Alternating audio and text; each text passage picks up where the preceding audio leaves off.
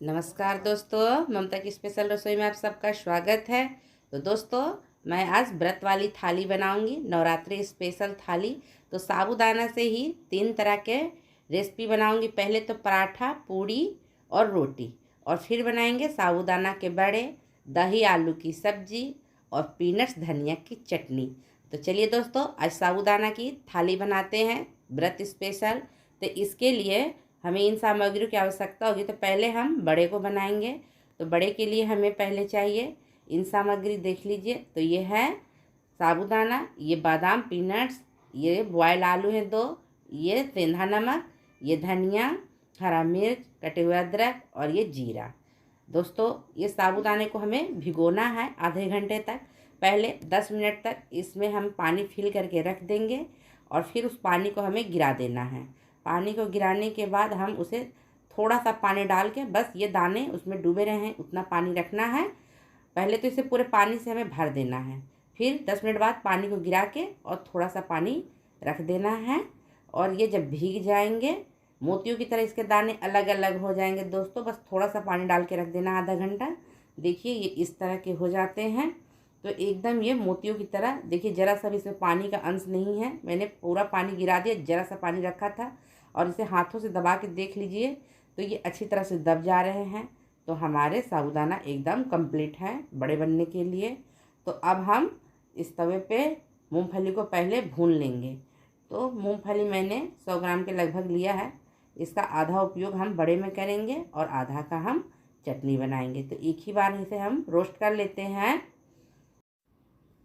तो देखिए दोस्तों, अब ये बादाम पूरे भुन गए हैं। तो इसे अब निकाल के ठंडा करके आधा का उपयोग मैं अभी इसका पाउडर बनाऊंगी और आधा का हम चटनी बनाएंगे।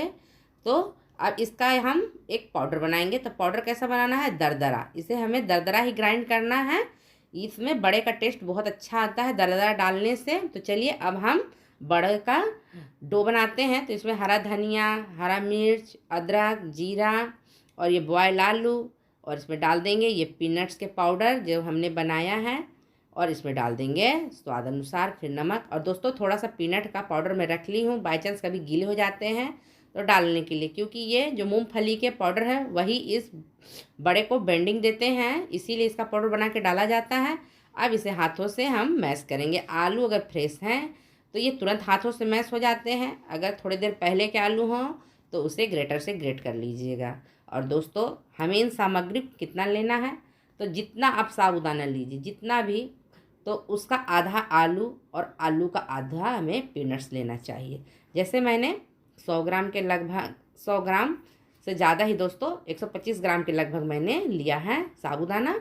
और इसमें मैंने 75 ग्राम के लगभग आलू और 50 ग्राम से कुछ का मैंने पीनट्स डाला है।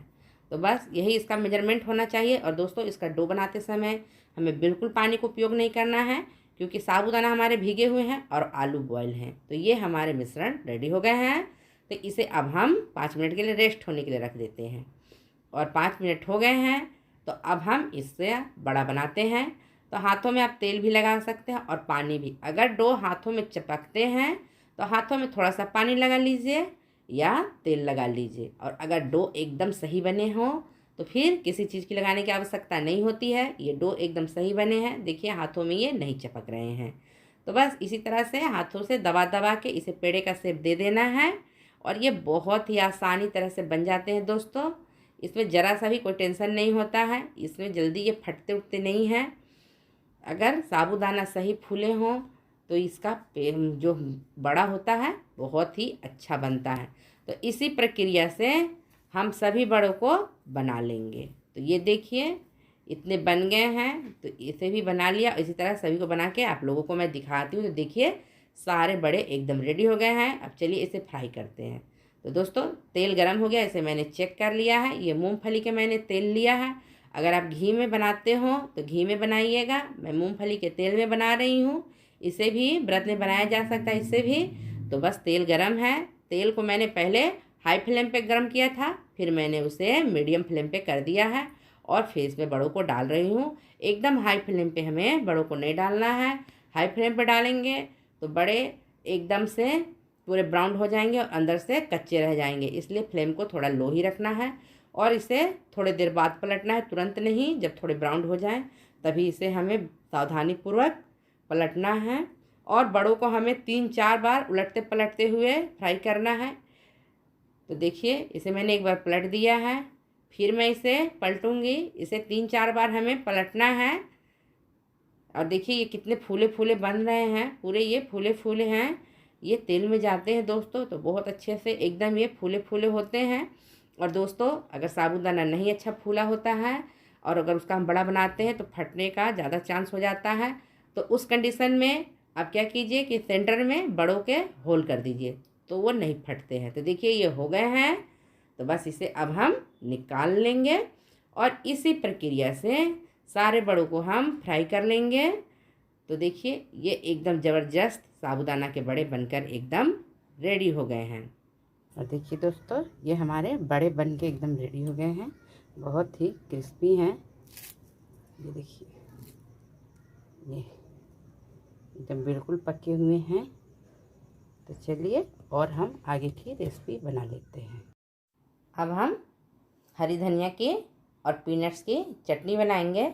तो पहले हम ग्राइंडर में हरे धनिया को डाल देते हैं और इसमें आगे की सामग्री को डालते हैं। तो ये थोड़े से अदरक हैं, तो थोड़ा सा ही अदरक लिया है दोस्तों। और इसमें अब डाल देते हैं हम पीनट्स, जो मैंने पीनट्स भून के रखा था उसी का इस्तेमाल कर रही हूँ।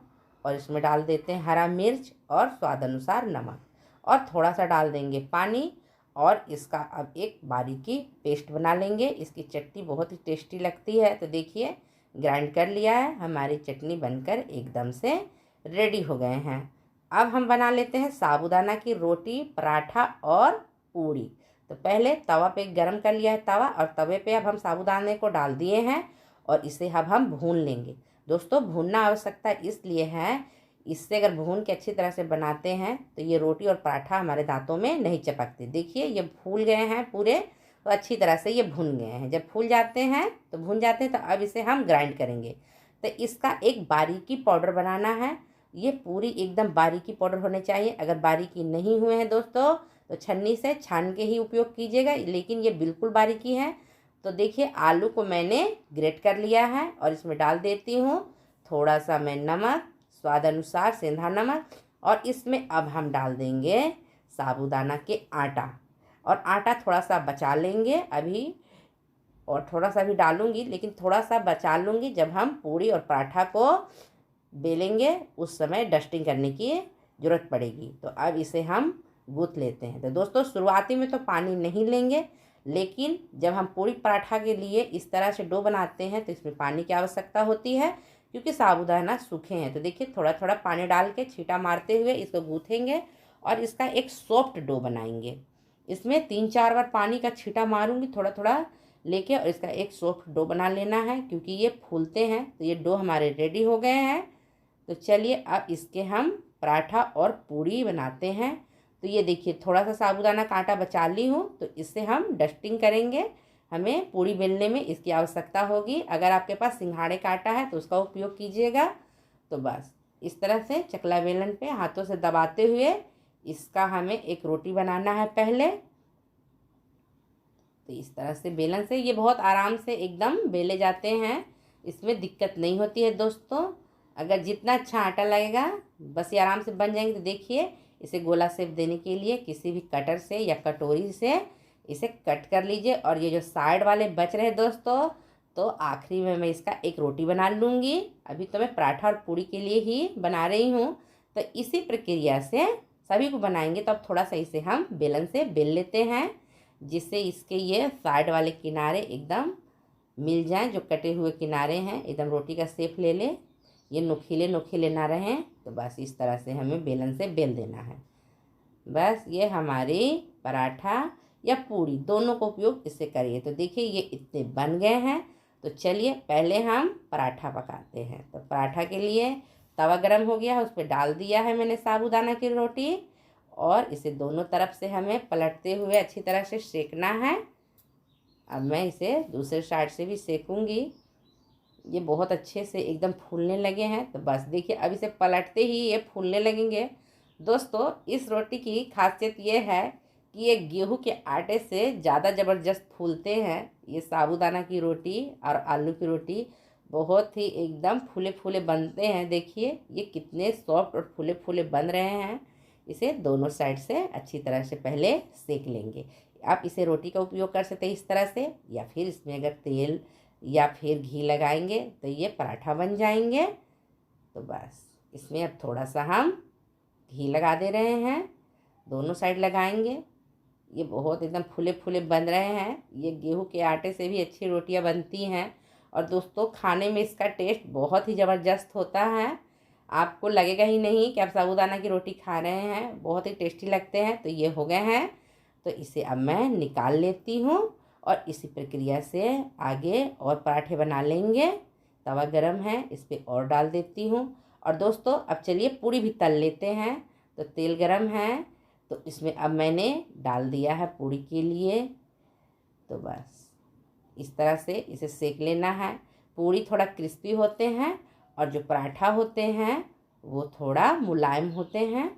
तो देखिए ये भी हो गए हैं, तो इसे निकाल लेती हूँ। अब बचे हुए कॉर्नर के हम एक बड़ी सी रोटी बना लिए हैं, तो उसकी हम अब रोटी बना लेते हैं। देखिए दोस्तों सारे जो कटे हुए कॉर्नर थे सबको मैंने इकट्ठा करके एक बड़ी सी रोटी बना ली है। और रोटी देखिए कि गुब्बारे की तरह फूले हैं। अगर ज़्यादा तेल घी नहीं खाना चाहते हैं तो इस तरह से आप रोटी भी बना सकते हैं। ये बहुत बड़ी रोटी है दोस्तों, एक रोटी में पेट भर जाएगा। तो बस इस तरह से सारे को मैंने कट के जो रखा था कट कर कर सबको मैंने एक रोटी बना ली। देखिए पूरी पराठा रोटी सब कंप्लीट है। तो चलिए अब दही आलू की सब्ज़ी बनाते हैं। तो आलू कट करके रख लिया, उसमें डाल देती हूँ मैं दही। अब दही डालने के बाद इसमें अब हम डाल देते हैं थोड़ा सा जीरा, भुना हुआ जीरा, और थोड़ा सा डाल देते हैं काली मिर्च का पाउडर, और इसमें अब हम डाल देते हैं सेंधा नमक। दोस्तों सभी सामग्री को अभी ही हमें आलू में मिक्स कर देना है, क्योंकि अगर इसको हम छौके लगाने के बाद डालेंगे तो हमारी दही फट जाएगी, इसलिए हमें पहले ही डाल लेना है। अब इसमें हम पानी भी डाल के थोड़ा सा इसे पतला कर लेंगे।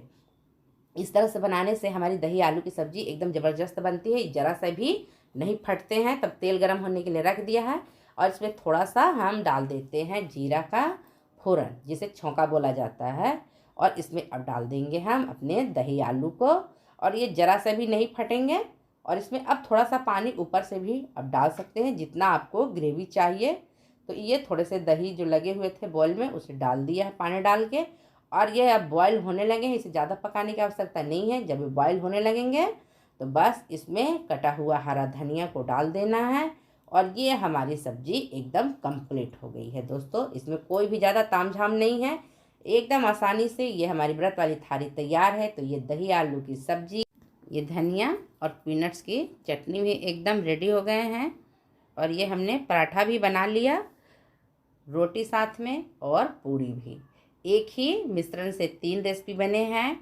और फिर मैंने ये साबूदाना आलू के बड़े बनाए हैं। तो ये ज़बरदस्त आलू दही की सब्ज़ी, पीनट्स की चटनी, और ये 3 तरह के रोटी पराठा और हमारे बड़े। और रेसिपी पसंद आती है तो चैनल को सब्सक्राइब कीजिएगा, बेल आइकन को प्रेस कीजिएगा, और मेरे वीडियो को अपने दोस्तों में ज़्यादा ज़्यादा शेयर कीजिएगा। तो देखिए ये कितने सॉफ्ट बने हैं हमारे पराठे।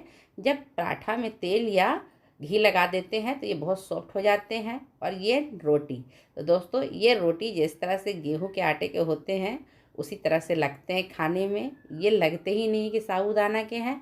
और पूरी थोड़ी क्रिस्पी बनती है इसे तेल में तलने से। और ये हमारे बड़े बहुत ही ज़बरदस्त है दोस्तों। तो आप भी त्योहारों के सीज़न में फास्टिंग में इस रेसिपी को ज़रूर ट्राई कीजिएगा। ये व्रत वाली थाली को ज़रूर बनाइएगा। देखिए मैं पराठा तोड़ के दिखलाती हूँ कितने सॉफ्ट बने हुए हैं। ये बहुत ही मुलायम लचीले हैं। थैंक यू फॉर वॉचिंग दोस्तों, बाय बाय।